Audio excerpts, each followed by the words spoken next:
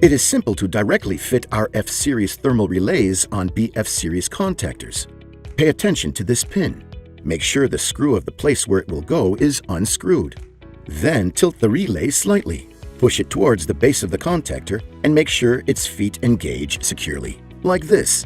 Then tighten all the screws. If you do not need to connect the normally closed contact, you can remove the pin flush with the plastic using small cutters. Then remove it by unscrewing the screws and tilt it like this to latch it. Fitting the thermal relay on the RF3804 adapter is ideal for DIN rail assembly. Snap the independent RFX3804 adapter to the thermal relay like this, and then, once they are together, latch them to the DIN rail.